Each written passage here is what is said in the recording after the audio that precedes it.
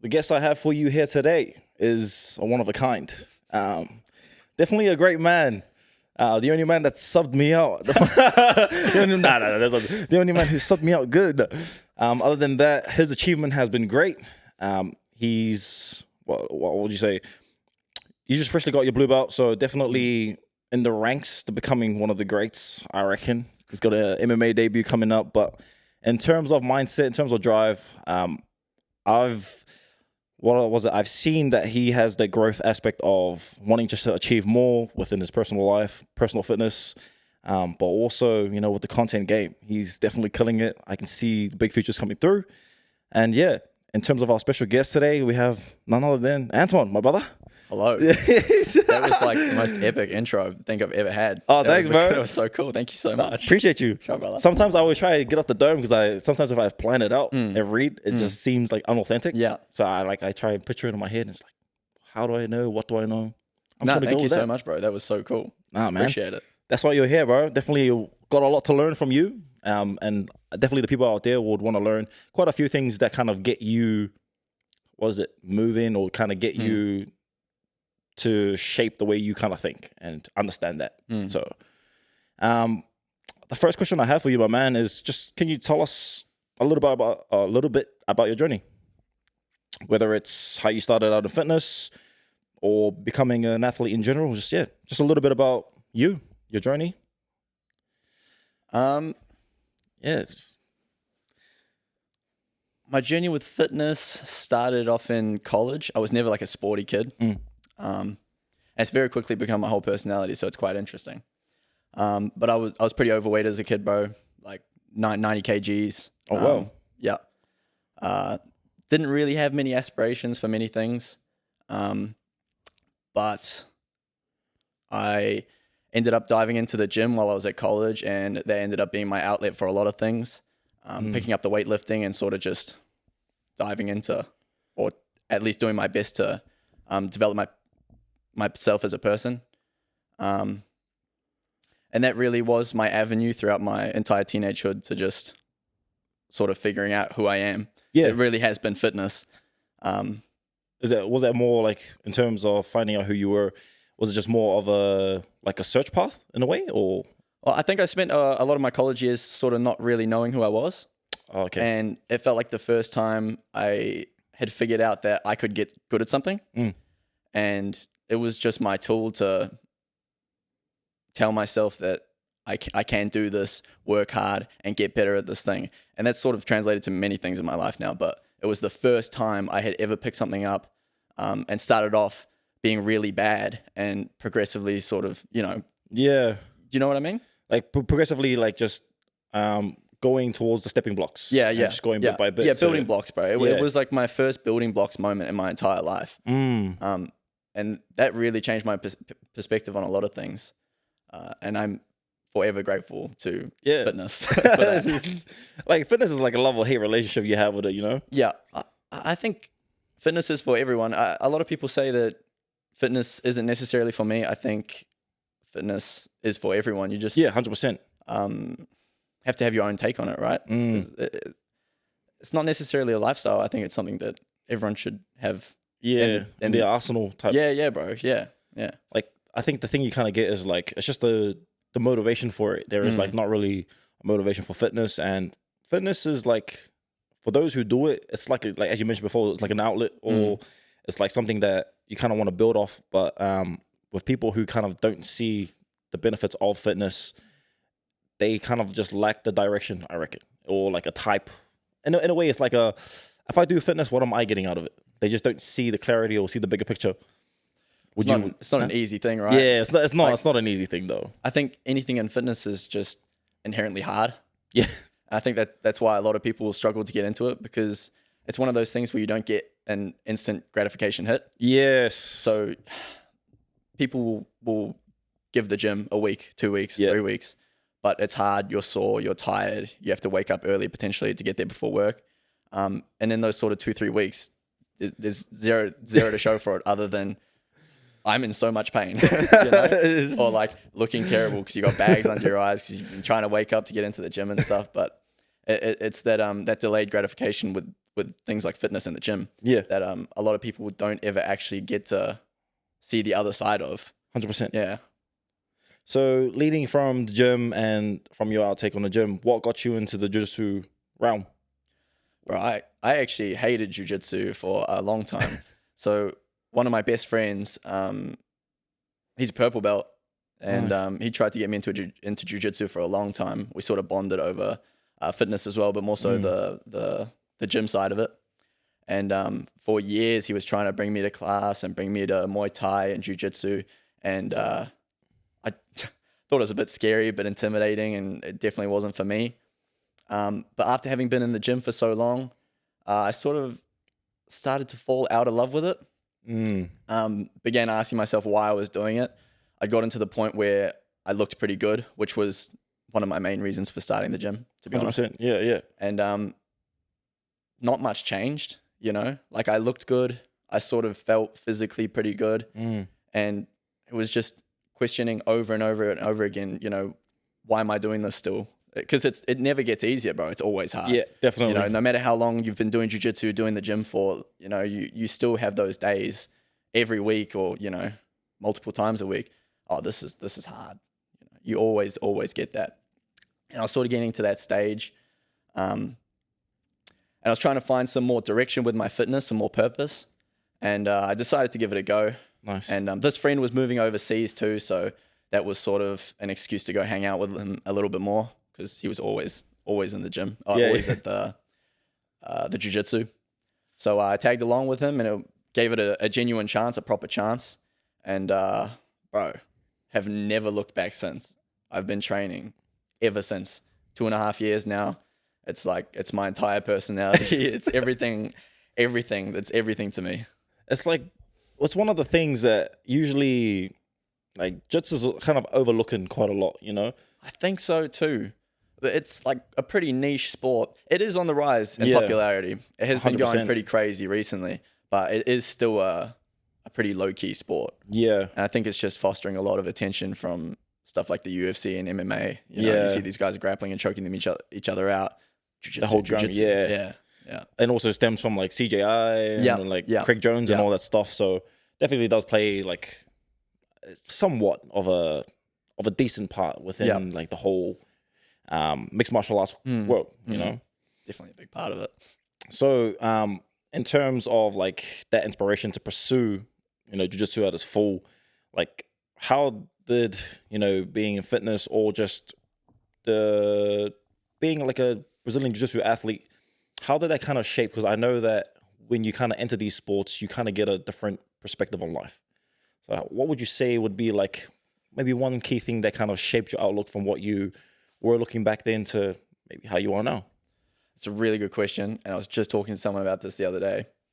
I don't know, a lot of people sort of talk about fitness as their therapy and jiu-jitsu as their therapy. I don't think that's healthy. I feel like that's the extreme side of, I don't know, I feel like that's just denying a lot of problems and trying to cover it up with this awesome sport, don't get me wrong, but I think that's not addressing core issues. But jiu-jitsu for me has just been one of those things that's really, really, really hard, you know? Yes. Really, really hard. And I think having a really hard thing in your life is so important. It's healthy. It's healthy. Yeah. It just gives you a fresh perspective on any other challenges you face. Bro, a lot of the time I'll be doing something, at least I'm not getting, you know, choked out. Like, it's such a weird way to think, but, you know, I think like that all the time. Is, you know, I could be 5 rounds into a Shark Tank, you know, it's like, it's one of those things. And again, you know, starting from the very bottom of the food chain in jiu-jitsu, when you walk in and you know nothing and you spend weeks and weeks, months and months just getting your ass handed to you, you know. I feel like everyone has to go through that. Exactly. You have to go through that. Everyone's had that, right? Where you just get your ass handed to you.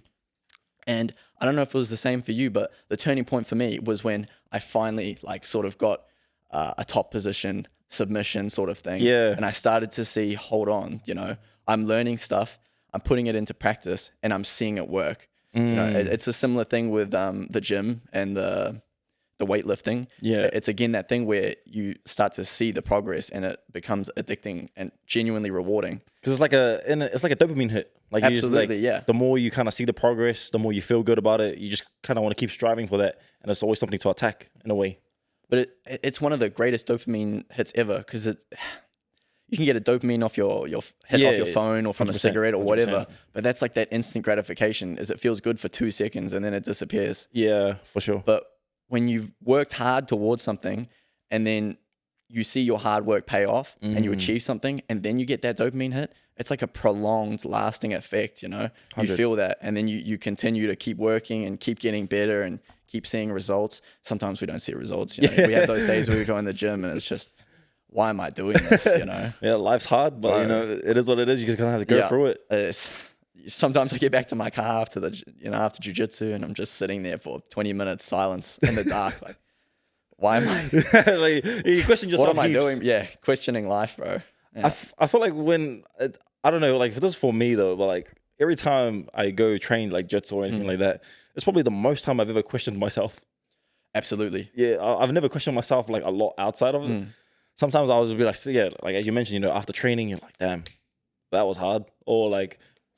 Yeah, like what have you been doing? Like, like it's one of those ones. Like, oh, why did you do this? Why did you do that? But it's like healthy. Yeah, I feel like it's healthy because because jiu-jitsu is a technical sport. You know, like I feel like those who kind of pursue the sport, they love piecing puzzles together.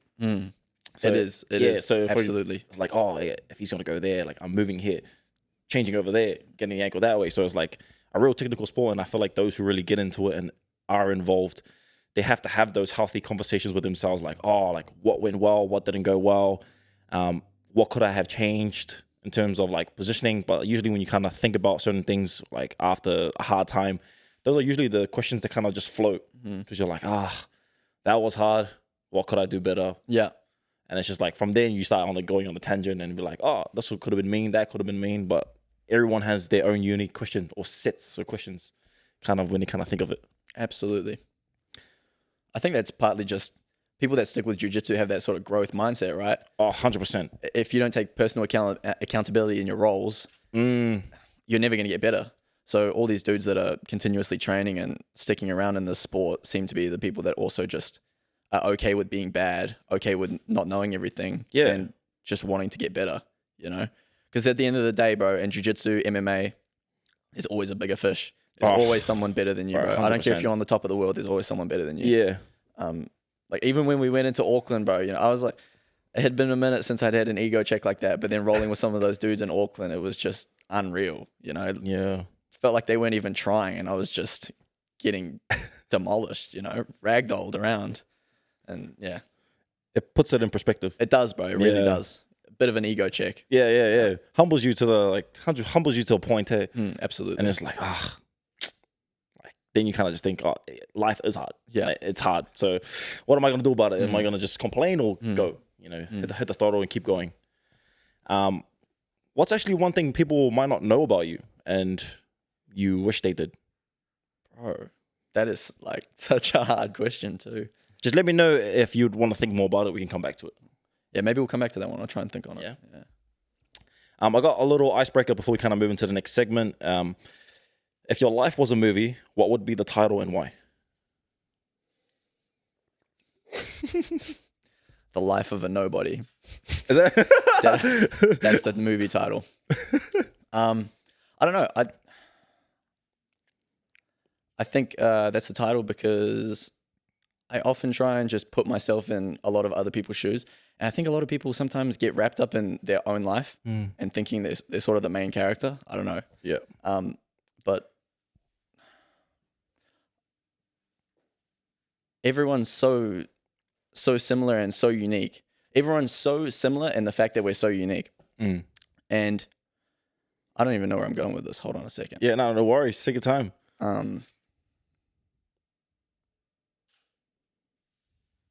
Just let me know if you need me to repeat the question. Okay. Just to get a flow on it. Yeah, maybe repeat the question. So if your life was a movie, what would be the title? Oh, sorry. Yeah. If life was a movie, what would the title be? Sorry. And why? Okay. So if life was a movie, what would the title be and why?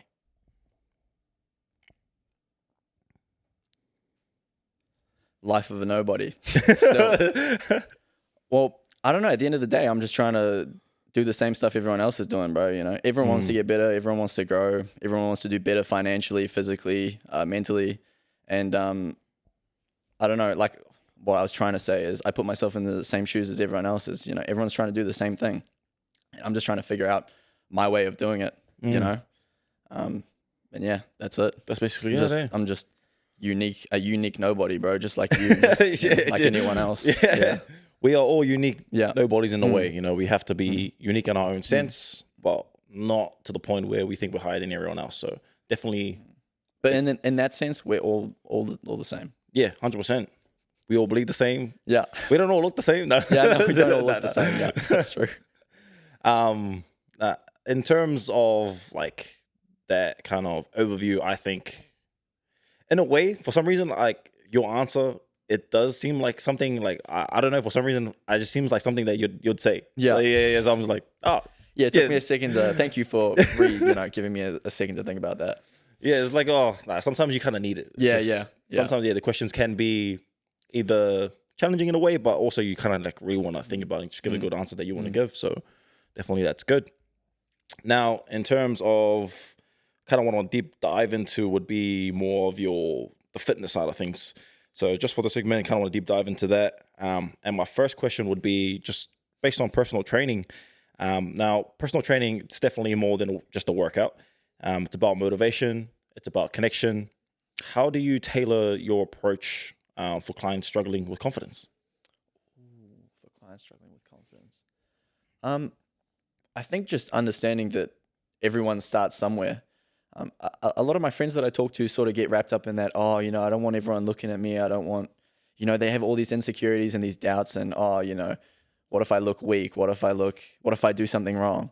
And what a lot of these people I feel like don't understand is that every single person that they see in the gym have started in the exact same position they've started in, Everyone's had their first day in the gym or their first day trying to get into fitness and understand something, and no one's good at something the first time they try it, 100%. So it's all a learning experience. It's all about just sort of getting over that insecurity and that self-doubt and understanding that everyone's there just doing their own thing anyways. No one's really paying attention to you that much. You might have the odd person look over and be, they're wearing some yellow shoes or something. But it's like, no one's, I've never had that, and no one else I've ever talked to in the gym or in the fitness community ever has had that either, unless you're going out of the way to be negative. But if you're just going in there doing your own thing, like,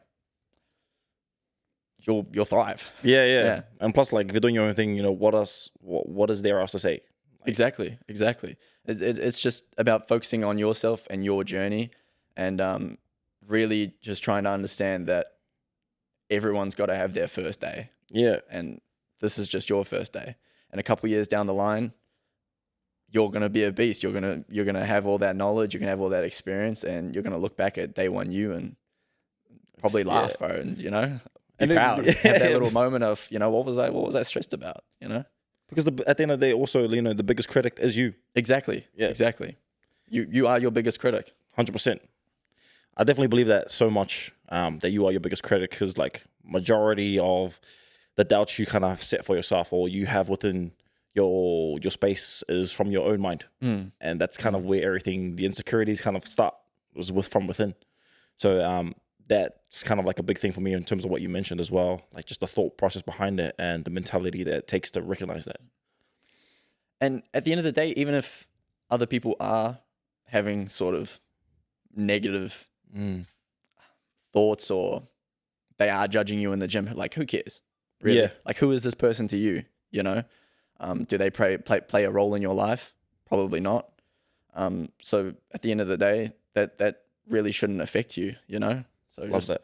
go in and crack it and go hard, bro. Yeah. Just go there and do what you're made to do. You do you. 100%. Now, for someone who's starting both in their fitness and BJJ journey, what's one lesson you'd want them to take to heart? Get comfortable with failure, especially with jiu-jitsu. Get comfortable with it because it comes over and over and over again. And the sooner you're okay with losing and doing bad and being bad, like the sooner you're gonna skyrocket your development and get better. That's where you learn, bro. Wow. You're learning when you're failing. 100%. Believe that 100%. Absolutely. Failure's the key to a lot. Absolutely. That's where we learn, bro. You're not learning when you're succeeding, when you're winning. You're learning when you're trying something that you're not sure about, and you're sort of figuring it out as you go, you know? Yeah. Those building blocks. Yeah, 100%. The building blocks are where you're learning. And what better way to learn than to start, you know? Start failing. Start failing right now. Right now. Now, in terms of your fitness journey, because I know I did dabble into personal training just a little bit, but only reason being I didn't continue on from there was just from that one question you've like explained so much that in terms of depth, I feel like is I don't want to shine any light away from that. So in terms of what's been mentioned on that personal training side of things, I'm like, damn, that's like 100% key information there. Okay. I was gonna ask more personal training stuff, but I didn't want to cloud that whole segment of like other stuff where it takes away from the actual points that you've mentioned. So I trust your process, bro. I trust your process. Now I want to go back to jits because like jits is something that we both have in common, and it's like, you know, we love jits. So it's often called the gentle art. Now it is often called the gentle art. So how has it taught you resilience off the mats? Bro, it is not the gentle art. Anyone that calls it the gentle art, bro, has never done jiu-jitsu. Everyone's gonna be like, what? Nah, for sure. You're not getting punched in the face and stuff, but man, it's painful, bro. Sorry, what was the question? Yeah, so you can keep going. You can keep going in that, and I'll say the question after. I don't know. I feel like everyone's, bro, when you're throwing your full body weight into another person and you guys are trying to break each other's arms and break each other's legs and stuff. I'm not trying to take anyone out of it. That's not how it starts, you know, you ease into it. But bro, it's a ruthless sport, you know. There's a reason people use it in MMA. It's because that shit's deadly. It's deadly. It works. So yeah, maybe the gentler art of MMA. Yeah. Probably like, as you mentioned, like the gentler, probably be like at the bottom. I've also heard that a lot, bro, and I've never agreed with it. Never agreed with it? Nah, never agreed with it. I've understood it to a point where, like, if I compare it to other fighting styles, then yes, it is one of the gentlest arts because of the whole like striking. You could get like brain damage from like a lot of hits, you know. Definitely, I guess your brain is the most important organ, right? Yeah, pretty much. And like, one strike to the dome can change a lot. Yeah, be like goodbye. But okay, sweet. Just sorry. Back to the question. How has that? Well, if it has, how has jiu-jitsu kind of taught you resilience off the mats? Resilience off the mats. I think we sort of talked about it, but just like having that really hard thing in your life, you know, it doesn't have to be jiu-jitsu. It can be anything. Okay. It can be running. It can be writing, whatever. Just something you're passionate about. That's not the easiest thing to do. That gives you that that delayed onset gratification. I think that's just taught me so much about working hard and working for results. Yes, working for results is probably the best way to sum it up into just a sentence. Is like learning that putting in work will get you results. 100%. Yeah. And it's just keeping that work consistent at the same time. Consistency, yeah. Working hard, consistency, and like it'll lead you somewhere, you know? Yeah. Now, I do want to take a break from this segment and kind of move forward to what I kind of see will probably be the pinpoint of what I want to know. Okay. Now, for me, I have a hard time understanding the subject because one, I don't. It might be just because of how, like, I am, but also I just don't really have a full understanding of it. One, it's the whole aspect of mental health. Okay. So now, from what I've seen and how I kind of know you as well, you have a big take on it, and I see that the messages that you put out there definitely are inspiring, and I see the value in it. Hence why I want to talk about this, because in my opinion, the way I see it from your point of view on how you share it to people who view you, your Instagram and everything, your socials, they can see the benefit of that as well. But here, I just want to definitely get a whole understanding on that whole aspect. So my first question on just mental health in general is, what's one mental health challenge you believe society tends to overlook, and why? do you think that is? If you kind of get what that means, I can repeat that question if you want. Yeah, go one more time. So, what's one mental health challenge you believe society tends to overlook, and why do you think that is?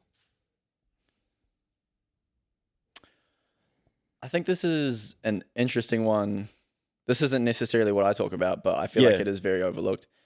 Just in terms of all these people that suffer with the sort of social anxiety now. Yeah. And I feel like that is brought on, or for me personally, it was brought on by like, I think just the uprise of technology, right? I feel like 30, 40 years ago, you had to practice social skills. Yeah. You had to practice relationship building. Yeah. You had to practice making friends, maintaining friends, meeting new people. And I feel like now that's a skill that you don't really have to, or you're not really forced into building because, you know, everyone grows up with a phone now. Everyone grows up with an iPad or a laptop or whatever. You don't have to practice any of these skills when you're sending a message online, or people even avoid phone calls now, bro. Like I'll send a phone call and like this guy who's on the camera right now. bro, that's it though. Because it's like almost like a scary thing now. Someone sends you a phone call and you're like, holy shit, why am I not getting a text? You know? Yeah. But I think that is a massively overlooked thing, and people don't understand why they're so socially anxious. But just like anything in mental health, jiu-jitsu, anything in life, if you're not actively practicing a skill, how you can't develop it. And I think socializing is one of those things. You know, it's a skill. Yeah. It's a skill that everyone has to learn. And whether you were forced into that 40 years ago, or you're forcing yourself now to try and progress that, I think it's something we've sort of lost, and I think is massively overlooked. Yeah, 100%. Like when you explain it like that, definitely I can see where you're coming from with social anxiety and all that stuff. Because it does play a big part for those who don't really understand that it is a big thing. So I kind of get the point of view on that, and definitely would want to kind of, for me, research, because I'm not really really skilled in like knowing that type of stuff. So definitely it'd be a good like kind of study point for me to kind of get in there. Yeah. But what is like also kind of moving with social anxiety onwards just to an overlook? Like, what is your overlook on mental health? And in terms of like kind of how you see it?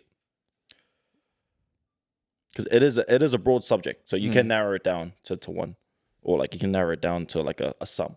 But that's an interesting question. For me, for my mental health, I sort of treat my mental health just like I treat my physical health. Yes. So when I was going through a pretty bad stage of my life,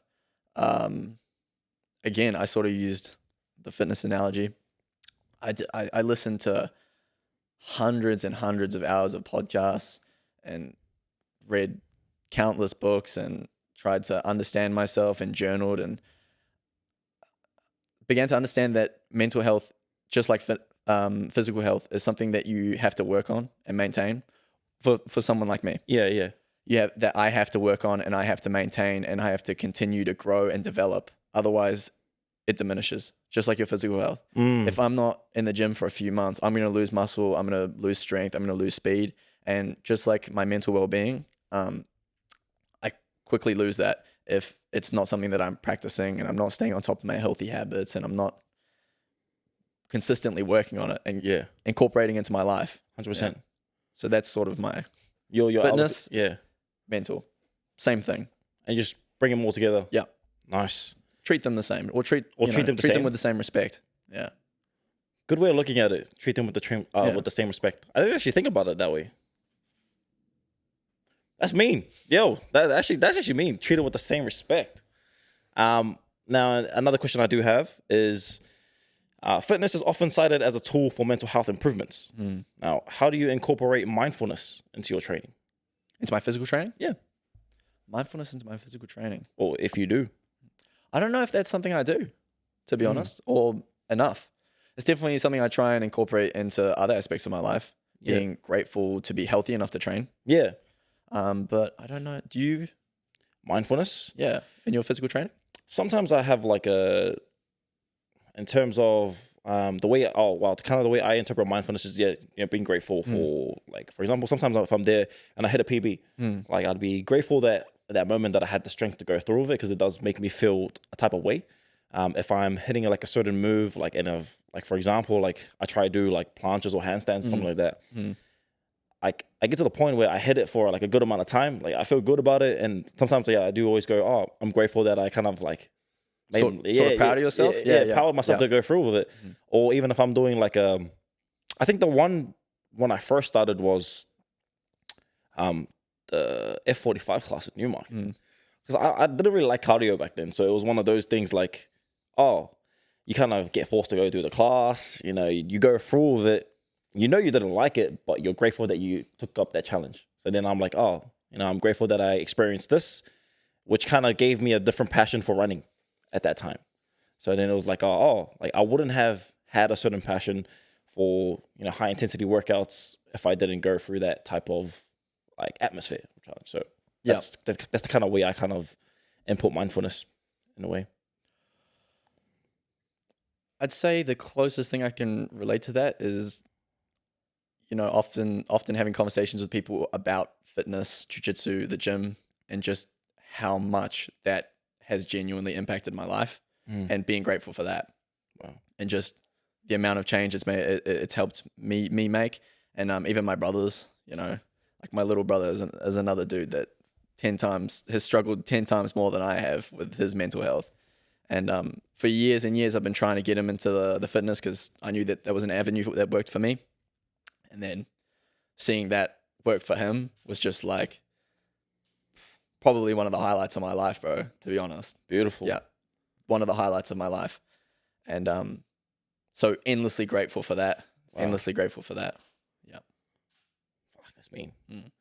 It's definitely, it had to be one of the moments, because it'll be a life-changing moment that you've seen for like how you would have grown up with him to the point where he started to, implement that. And it's like from how you know him to now, it's like a big change. So it's definitely a story within the journey itself. And you had front row seats to see that. Yeah. So definitely would be a good. Well, just even having the feeling that I've been able to have that positive influence and share something that's worked for me and see it work for someone else. 100%. It's like the most beautiful thing ever. Fuck. I need to feel that. Oh, you'll get there, bro. You'll get there. Like those special people around you, and you give them their knowledge. And I feel like being able to give knowledge like that, that's probably one of the most rewarding things ever. One of the most rewarding things I've ever felt in my life. When it benefits other people. Absolutely. Yeah. I love that. Now, if you could implement once, sorry, I went blank for a bit. You're good, bro. If you could implement one societal change to better support mental health, what would it be?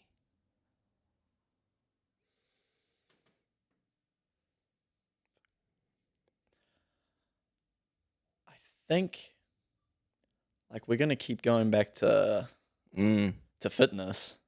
Yeah, but it's not even necessarily fitness. It's just sort of showing and having people understand that having hard things in your life is great, and it teaches you so much. And I feel like whether it's fitness or any other hobby, baking, or just like having something for personal identity, I think that's, hold on, we'll save that for when we go to the traveling. Yeah. But yeah, I think that's something that a lot of people, especially in New Zealand, lack, is just having some sort of identity in terms of hobbies, challenges, and just purpose in life. And if we could sort of change that, that'd be fantastic. If everyone sort of felt like they had a purpose, then I think that would change a lot for a lot of people, to be honest. Yeah, and it changed a lot for me, 100%. Finding my purpose. Yeah. Like, why am I here at the end of the day? Yeah. So you were mentioning, I think it's a good time to go into traveling, since you mentioned you wanted to save that for the traveling. What was your outtake on that in terms of the traveling wise? I had a lot of time to myself, and experiencing the culture over there and hanging out with people our age over there. And trying to compare and contrast that to people here. And then comparing and contrasting sort of the incredibly high amounts of people that struggle with their mental health in New Zealand, and just sort of trying to understand that. Yeah. And I think two things. people overseas seem to put a lot more value on relationships. People are always spending time together, meals. They come home from work, they go to the lounge, they hang out, they converse, they share stories and jokes and laughs and food. Big food culture. But I think that's something that I have noticed there's a massive lack of here. Yes. Being in and around people that I know. And then the second thing is people having hobbies that they're passionate about.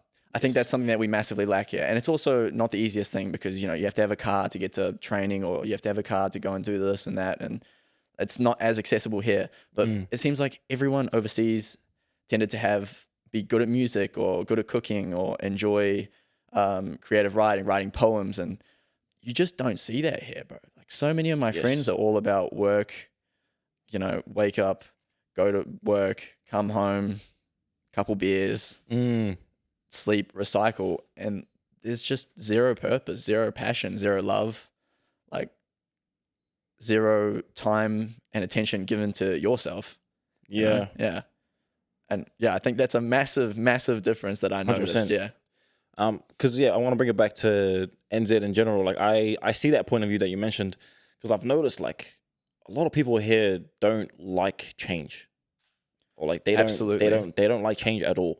Hence why they stay the whole normal life. They just like being comfortable in a way. They just like being real comfortable, and it's like for some reason it's like opportunities that kind of arise here. Like as I mentioned before, how people don't like change. They see opportunity as a big thing where it's real fearful, and they don't want to change that. So it's like the view from around the world. I feel like when you kind of have those different perspectives and pair them together, we look at like, why are we like this? Is it because of the society that we're growing up in, or is it because it's a lack of experiencing what is out there? Absolutely. And it's difficult, right? Because there's no like stuff with like mental health.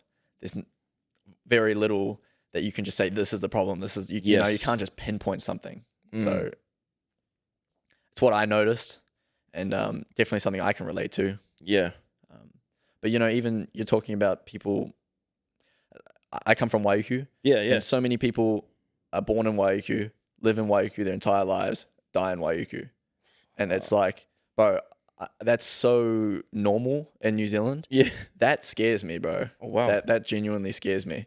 I feel like there's no opportunity to grow as a person, It's like you get stuck in this routine, you get comfortable, and you never want to get uncomfortable. Yeah. You just do the same thing day in, day out until you die, Like we're all going to die. Yeah. Like the memento mori, bro. Everyone's going to die. It's like, how are you going to choose to spend your time? You're going to choose to spend your time doing the same thing every single day, bro. That terrifies me, bro. Yeah. Yeah. Being repetitive. Like, what would you call it? Which I think it's just, that's it, getting comfortable and not wanting to get uncomfortable and grow. In order to grow, you have to get uncomfortable. Yeah, 100%. And that's the only way. Like I've seen people call it like being stuck in the simulation. Like if they're doing the whole repetitive stuff, And like as you mentioned before, you want to be uncomfortable for the change to grow and for you to be a better person. So definitely, I'm trying to figure out here. Like I've always wanted to know those answers. Like I even like to this day, like it's just one of the questions that just popped up. It's not even a part of what I had talked. Yeah. But it's just like, why do actually people think like that? Like I don't know. Like I want to know where it stemmed from. That's like a question that I've always asked myself, or like kind of want to just like hear out, to be honest, just figure out like where did it all stem from. Like, I understood that it could have stemmed from the past, obviously, but like from, I don't know, it's just a what would you call those type of things? Are we talking about sort of getting stuck in that? Yeah, like just that comfortable feeling. Yeah. How did it become like a natural thing? Like that's kind of where I want to. Like, I think we just live in a life in a society where you can so easily live an easy life, and it's so easy to avoid adversity. Yes. That, a lot of people don't even see the point in facing adversity. Like, why would I go do something so hard when I can just keep doing what I'm doing? And, that's totally fine for some people, but to grow, to develop, to learn, to try and improve yourself, Yeah. that is to face adversity. Yeah, 100%. You have to face adversity. We just live in a life where you do not have to face adversity. So Yeah. you as a person, you have to make a choice to have the self-awareness and the want and the drive to grow and to do hard things. Wow. Whereas that's potentially not as, what's the word? As, like some people just don't see the point in that, you know? They lack. I feel like I didn't explain that very well. No, I reckon in a way, like it makes sense on what you're mentioning as well. It's people lacking. I'd say one reason is like people would lack just the perspective, but also the knowledge. Like it's just the knowledge. Like people get so used to a culture that's been brought up one way that they only stick to that way, and they don't see that the road is sweet on the other side because of the hardness. You know, like for example, you know, you go into school. Schools teach you to be an employee, and people who kind of see it from that point of view will be like, oh, no. School's teaching you to be secured in that one life, but they're just making that one road easier for you. But they don't see that there's also another side where you could take it. Of course, it'll be a harder road, but only reason why it'd be a harder road because it's a road that's been untouched, and there's not really much people going down that road. Hence why you have the top 1% or the top 10% people in the world who kind of go through that route, which is, you know, entrepreneurship. In a way, you know. Hopefully that makes sense. That's what I'm trying to think. Hopefully that makes sense. And that kind of related to what your answer was. Yeah. I think it can even just be the, you know, people missing the foresight to see where these hard things can lead them. Yeah. You know, it's like having that delayed gratification that we're talking about with the jiu-jitsu and with the gym and stuff like that. It's like, you know, you try to do something hard for a week, 2 weeks, 3 weeks. Why am I doing this? You know, like I'm getting nothing. What's the point? Bang, they stop. You know, it's hard. It's very, very hard. They just need to take that one extra leap. One more step. One more week. Building blocks. Yeah, building blocks. Now, you mentioned the mental health of things in terms of the cultural differences that are there that relate to both. Now, I want to know if there was a bigger cultural difference you've noticed living in Europe for that time that you went. How did it impact your worldview? So besides that whole mental health aspect, was there like a different cultural difference?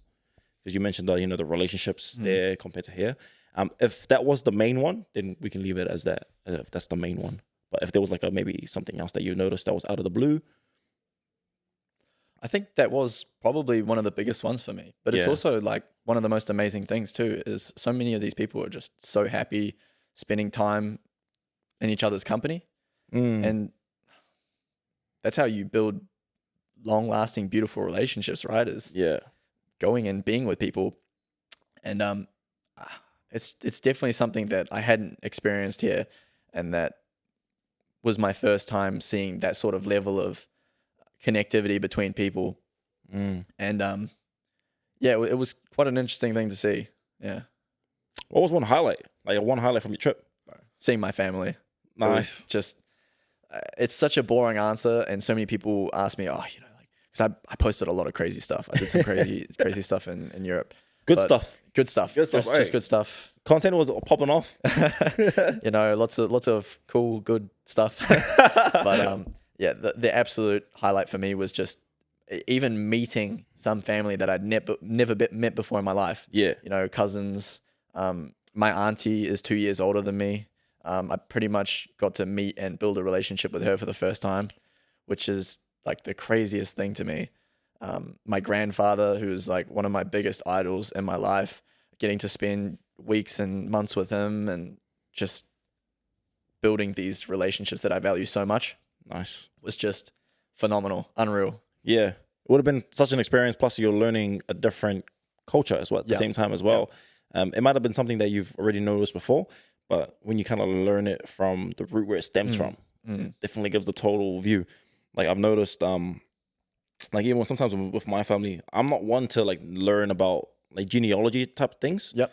But there'll be some times where, you know, I'm sitting with my nana and then she's like, oh, did you know? She start going off. Yeah, she start going off. And then I'm just like, because you don't want to be sad, Yeah, you yeah. just sit Oh, there, yeah, yeah. oh, nice. But then like all of a sudden she says something like in terms of like, oh, did you know this family, this, Yeah. da, da, da, da, or this is where it links. Mm.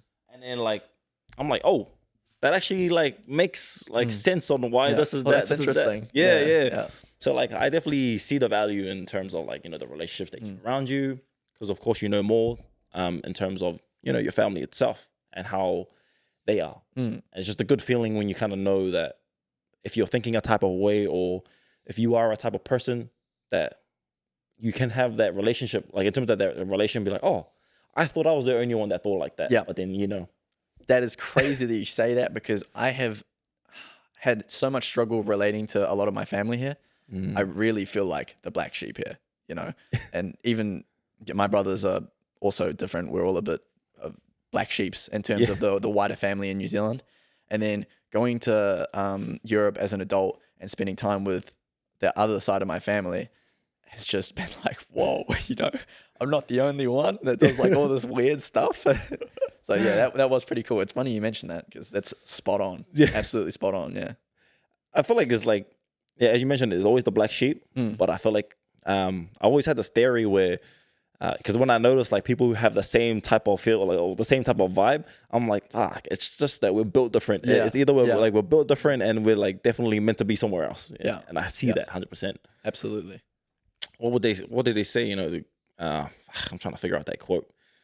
I was just saying it all day today. And then it just slips. It's gone. It's because of this, bro. It's because of this. But I'll probably I'll probably try. I'll put that somewhere later on. But yeah, that's me. Sorry, I went on a tangent on that one. I went off script. I was like, holy but it was crap. totally valid though. Yeah. Good tangent. We'll jump back on for a bit. I have nothing more to say on that, but definitely in terms of relating to what you just mentioned as well, that whole relation, I see that as a good point of view. Now, what was a moment of personal growth you experienced while traveling or living overseas? Okay, so we were talking about being social as a skill you can learn and develop. Yep. This was my biggest jump in ability to socialize, make friends, meet people, and just be more confident in myself. Even in situations like this, where I'm talking to someone, just being forced into those uncomfortable situations where, in your everyday life, you might say, oh, I'm not going to approach that person. I'm not going to ask this, or, you avoid potential social confrontation, or that is something that I've done a lot of in the past. And being overseas really, really forced me to go out of my comfort shell, out of my comfort zone, because I had to, right? If I was lost, I had to ask someone where I was. If I wanted to eat at a good restaurant, I had to ask the locals. If I couldn't read something, I had to ask someone to translate.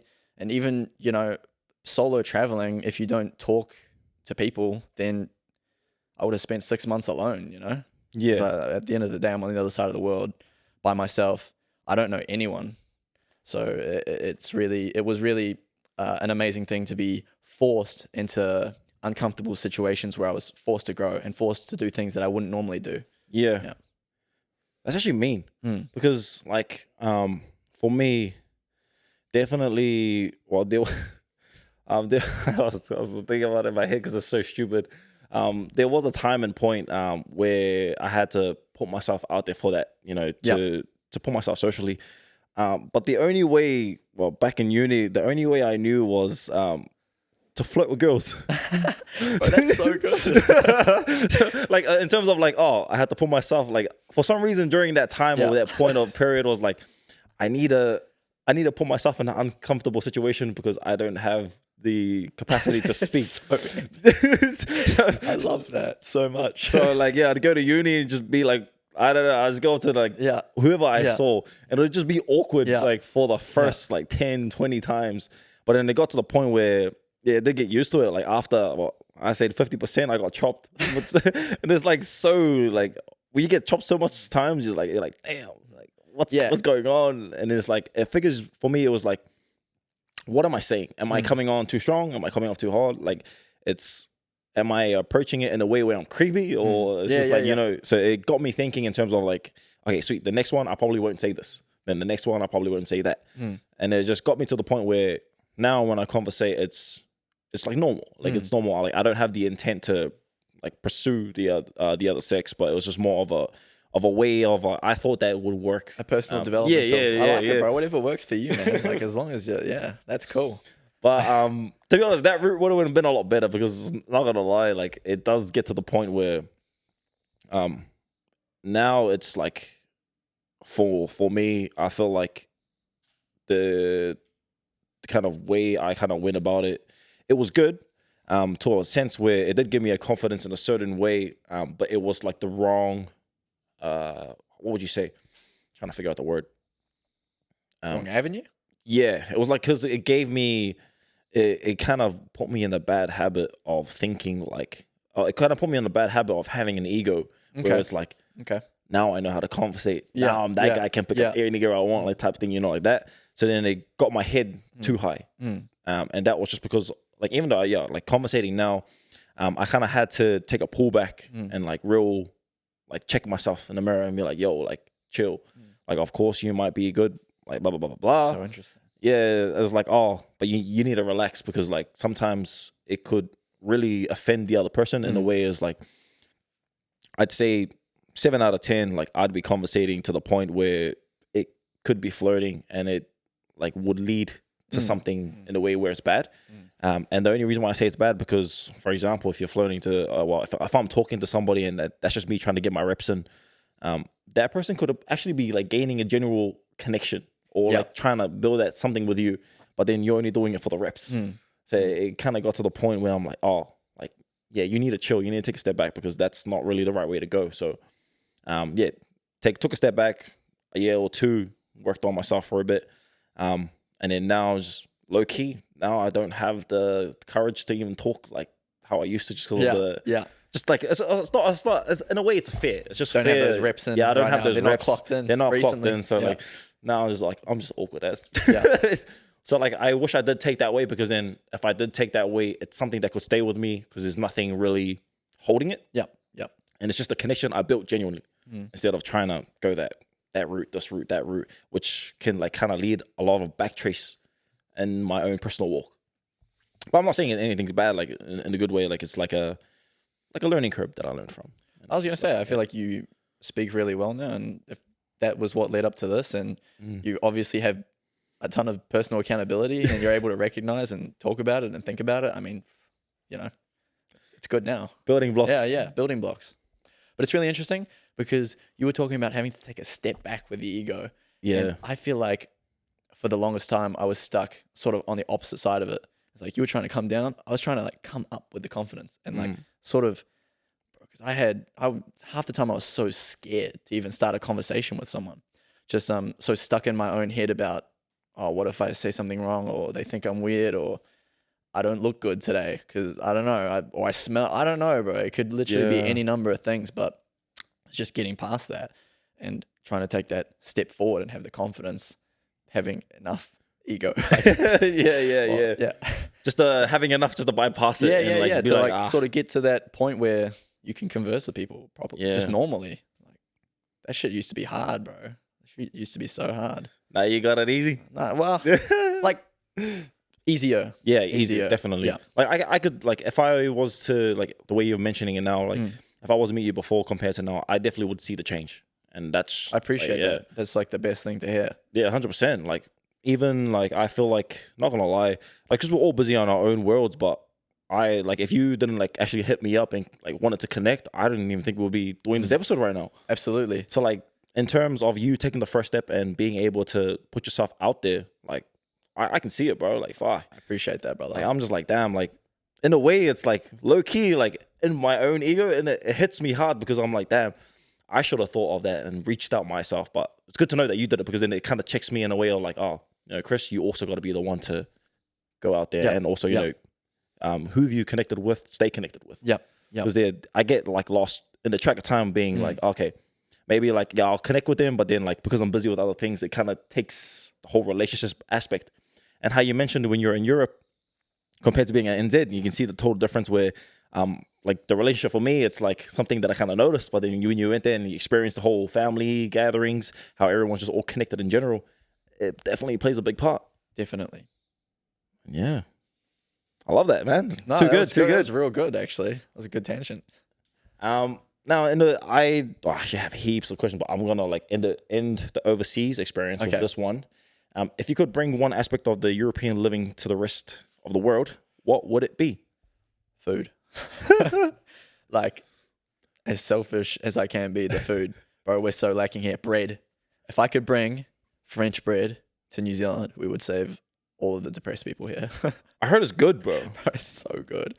Like, it's just I can't even describe all the food. Just a massive food culture, bro. Like, people passionate about the things they eat, the things they put in their body, the way things taste. Croissants. Yeah, croissants. Yeah, people love that, and it's just a massive part of the culture. People talk about food, people converse over food, and hang out and eat, and Yeah. you could bring that here, bro. Like, shuffle that over. Food's a love language. Yeah, it's a love language, bro. It's a relationship builder. Yeah, Like, 100. sharing a good meal with someone. Hey, That's where a lot of your connections are actually built as well. absolutely, With food. absolutely. That's intimate. That's deep. I love that. Yeah. Bring food here. Definitely, like New Zealand's food culture is improving though. It It's is, slowly, but I feel like it's improving because other cultures are bringing it in. Yeah, Have to be.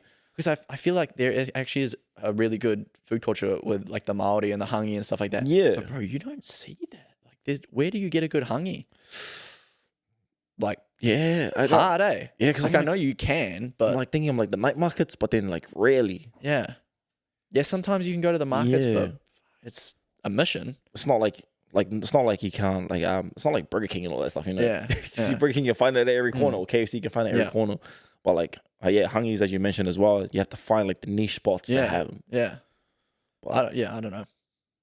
just hopefully you On the just, food topic. yeah. But fuck. Sorry, but I went blank right there. Nah, you're all good. Food topic. Yeah. Good feeds. Good feeds. Good feeds. There we go. Yeah, but you are right. The yeah. food quality in New Zealand is improving. Lots of people are bringing their stuff over into New Zealand, and it is developing, and it's good, and I like it. But it could develop faster. Need more European food. Well, yeah, we could have more European food. Yeah. I feel like for some reason, like when you have a lot more different cuisines within, like, 'cause I know that it's still building at the same time, but they have their like NZ twist. I feel like they just need to have a bit more of an authentic place. Yep. And Yeah. it's real hard to find authentic places that really actually, because unless you're like that type of culture, then you would know. But like for someone from, like for me, for example, like if I needed to, wanted to try like, French cuisine, like pasta and all that stuff, like I don't know where the best place to get pasta. Like I'll just look it up on Google. Yeah. And you would pay an arm and a leg as well I know. to eat anything half decent or authentic here, because there's just not enough of it. Yeah. It's like, yeah. So, because in Europe, it would be like majority of Bro. places would have the same type of dishes, but would be cheaper. Stuff you'd pay like 50, 60 bucks here for, you're paying 20 bucks. It's just, yeah. You're in the country. Fair. Yeah. That's the love language. Now, in terms of moving from, your Europe experience to, I'd say, wanted to bring it back to just the growth aspect of things. These questions will be more based on like, for example, we'll just go with the first question right here. What's a daily habit or ritual that has significantly improved your productivity and mindset? Brush your teeth. Oh, yeah? Every morning, every night. Dead set, bro. I feel like it's the easiest habit to pick up. It's the easiest habit to be consistent with. It's good for you. And once you build one habit, bro, like you build any habit. It's just like having the understanding of building a habit. Because sometimes, you want to go to bed, you don't want to brush your teeth. Yeah, 100%. Skip brushing your teeth. I never skip brushing my teeth. Yeah. Every morning, every night. And then you can build any habit, bro. Right. Because Start small. Start small. Brush your teeth. I've noticed because like sometimes when you do forget, like you wake up with that yuck feeling in your mouth. Yeah, that and too. Like I feel like once I started feeling that, because I'm the same. Like I brush my teeth morning and night, and it's one of those ones where I'm like, damn, I don't want to have that feeling again. Absolutely. Unless I'm like real knackered or like I don't like have the energy in me. But I try in terms of like I always have to make that a habit. But I just don't like feeling that feeling. And it's a great display of work you do the day before, improving your day after. Yeah. I brushed my teeth last night. I feel good when I wake up. 100%. Believe that as well. Bang. Because it does take consecutive days to create a good habit. And as you said, you know, start off small, work your way up. How do you balance the demand of fitness, BJJ, personal growth without burning out? Oh, that's so hard. And that's still something I'm trying to figure out. Because sometimes I feel incredibly burnt out with juggling it all. And it's so hard to tell yourself it's okay to take a break. Yes. Every time I feel like a lot of people that are in the jiu-jitsu and into the intense fitness and stuff like that, it's so hard to take a break. Yes. And feel like it's okay. You know, you feel like a piece of shit when you miss training, or I do. When I miss training, I'm like, oh, why'd you miss training? You could have gone, you know, like your ankle's not that broken. Like, you know, like you didn't fracture your rib that bad. Yeah. But just what was the question again? How do you balance the demand of fitness, BJJ, personal growth without burning out? That is still a skill I'm trying to develop, and just telling myself that it is okay to step back when I'm feeling burnt out, because bro, being burnt out sucks. When you're completely burnt out, you achieve nothing. Yeah. So you have to find that fine line where you're getting work in, you're getting reps in, but you're not overdoing yourself. And when you feel yourself starting to be overworked, overdone, tired, you just gotta, you know, step it back, carry on at that pace, and then slowly build back up. You know? Yeah. It's finding that fine line and slowly, gradually increasing. Nice. And like you're always going to tiptoe either side, where you feel like you could be working more, you work a little bit more. You feel like you're working a bit too hard, you know, you borderline burnout. Yeah. Step back a little. Step back. Yeah. So I'm still trying to figure that out. It's not the easiest. I feel like once you kind of figure out where the fine line is, everything becomes a lot more smoother. But it's more of a journey that you have to kind of take within yourself to realize what that fine line is. But yeah, as you get better at these things, you can handle more. So it's like a constant adjustment you have to make. Yeah. I feel like. So it's constant adjustment. Because you're building habits at the same time, like because you're used to a certain habit and you don't want to either like remove that habit. You're building that habit to the point where it's like, oh, one habit's going up and you're trying to find like a line. For example, if you're highly training, like if you're doing gym sessions, like people would say 5 times a week is hard, like training, you know? Yep. If you're doing 5 times a week, but you're so used to training 5 times a week where it becomes a lifestyle and you're trying to make the balance, like I feel like you're really balanced already, because like it's become like a norm to you where you don't really like feel that much of a burnout, because you kind of know how to control the pace, so that you're consistent with the rate throughout. But of course, you know, you have those days, and usually those days are either filled with what's happened in the past or what's coming in the future, like close to comp date preps. Absolutely. Sometimes you kind of feel that burnout because you're mentally drained thinking of what's ahead.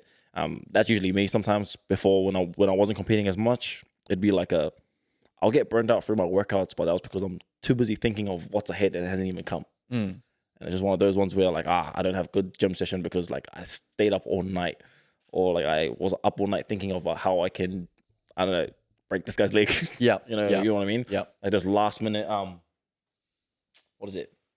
Either devilish thoughts. No, it's not really. I'm gonna take that back. I'm gonna take that. Those thoughts that keep you up at night. Yeah, those thoughts that keep you up at night. It's like, Could have hooked him. Could have finished that.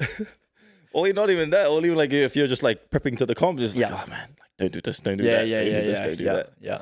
But like, yeah, if you consecutively think about that 2 weeks before, it does ruin. Like, it does give you a type of burnout. Absolutely. But yeah, hopefully that answered something. For my answer, but I know your answer did. Do you have any take on that one? Or no? I think even just making sure you're managing your plate of things well. You know, I feel like for me, I try and put my energy into too many different baskets, spread myself too thin, and that's where I find myself very burnt out. And it's recuperating and sort of identifying what's most important to you and where you want to put your eggs. It's the egg basket analogy. Like which baskets you want to put your eggs in, you know, because if you've only got 12 eggs, but you've got 20 projects, 20 baskets, like you've only got 12 eggs, bro. You know, like you need to just recollect, identify what's important to you: jiu-jitsu, fitness, personal training, my family. You know, not, oh yeah, and then I want to learn programming, I want to learn video editing, I want to get really good at Overwatch, I want to jam game, you know, like just yeah. Prioritize what's more important. Prioritizing what's important. Yeah. Love that answer. Now, if someone feels stuck in life, what's the first step they should take towards self-improvement? Oh, that's so hard. I feel like that's such a hard question because if I asked myself that when I wasn't feeling so great, bro, I could never give you an answer, you know? Yeah. Because it feels like no matter what answers you hear when you're in that state, nothing feels or sounds right. Yeah, for sure. But what happens if you're, like, of course, like for people who, like, as you noticed, you've been in that stuck stage. I've been on that stuck stage. We've had our own epiphanies, or I've had my own way where, for example, when I was feeling stuck, it'd be to always like kind of reflect on on what I like, on my own like wins. You know, you win the morning, win the day type thing for the whole. Yeah, like it's just like that analogy usually comes to my head, and when I'm usually feeling stuck, I kind of relate to myself in a way of what made me think, or what made me take that step towards self improvement. It was just recognizing where I'm at, and just recognizing where, like, what's making me feel down or what's making me feel like this. Kind of when you recognize what's making you feel stuck, you start to pinpoint steps where, okay, sweet. If I'm feeling stuck based on my progress, yada, yada, yada, let me just pull back and see what I can do to make that progress a lot more easy on myself. And that's kind of how I do it for me. I agree.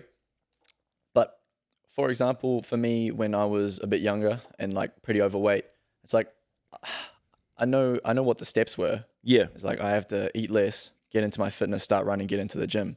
But it feels like some of these things are so far away and so unattainable that there's not even any point in trying. It's like I can't do that. You know, sure, other people can, but I can't. Yeah. So I think the biggest thing is just like believing in yourself. Yeah. You know, just believing that you can make change, you can do it. Yeah.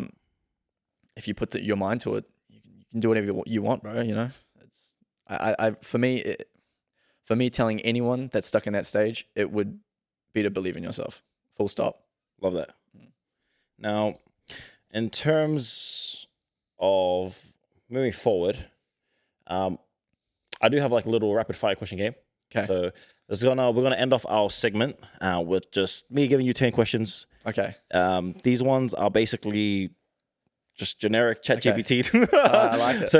So I was like, okay, sweet. So they basically, you can either give me a 1-word answer or a short answer. I'll try to go 1 word. And yeah, you can try to give me as much as you can. Definitely, I won't talk as much on this one just because it's more of you. Yep. Okay, first question. If you could train BJJ with any legend living or dead, who would it be? Joseph Chen. What's the most underrated exercise in fitness? Deadlifts. If you had 30 minutes to teach someone a life skill, what would it be? Heel hooks. What? Okay, that's a good. That's such a good answer, bro. I was like, I never expected that. That's such a good answer. Life skill, bro. Like learn heel hooks. Yeah. Not gonna lie, a lot of MMA fighters need that as well. All right. That's such a good answer. Okay. What's your guilty pleasure food after a tough BJJ session? Oh. Entire family size Kit Kat block packet. Easy. Done. What flavor? The original? Original. Oof. Absolutely. Have you tasted the Milo one? Yeah. I haven't tried. Oh, I have tried the Milo one. That's pretty good too. It's gas. That's good. That's very. I love that. Any Kit Kat. Get inside me. One country you haven't visited yet, but is on your bucket list. America. Love. Purely for the jiu-jitsu. The grappling side of it. I mean, they've got the best wrestlers in the world. They've got the highest level grapplers, elite level MMA, training at some gyms in which state? Texas. Yeah. B team. Texas B team. Okay. Yeah, that's actually a good shout out. If you could choose one superpower for self-development, what would it be? A growth mindset. Oof. What's the best advice you've ever ignored and later regretted it? That is so hard. Listen to your mum. Listen to your mum. I still need to work on that, but yes. My mum's always right. I need to believe that one day for my mom.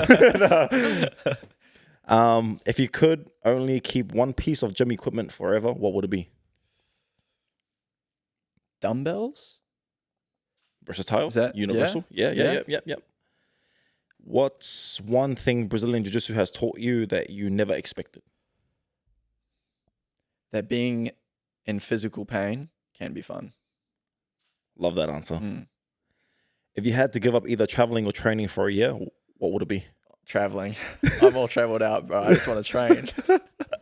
Training is life. Training is life. Now, in terms of what we've talked about today, definitely is. I think it was good. Like, it was such a key take. I think you did me. I really enjoyed it, bro. Yeah, that was really a good fun. chat. Yeah. I love that. Brother. Appreciate you, man. Thank you so much. Definitely. In terms of where we're heading out now, definitely we want to close this off. Doesn't mean it's the end. I do want to look back in a couple months' time in terms of yarning with the bro here. We want to see how things went, maybe bring up a different topic, a different avenue where we want to go. But in terms of where people can see you, my man, where can they see you? At Antoine does BJJ on Instagram. Say less. I'll lock it all in the description down below. Other than that, I am real grateful for you having you on for the third episode. I appreciate you. No worries, my bro. Definitely a killer, a banger episode, and I'm glad you were part of the journey, my man. Thank you. Thank you, everyone. Other than that, we're closing the segment off. See you on the next one.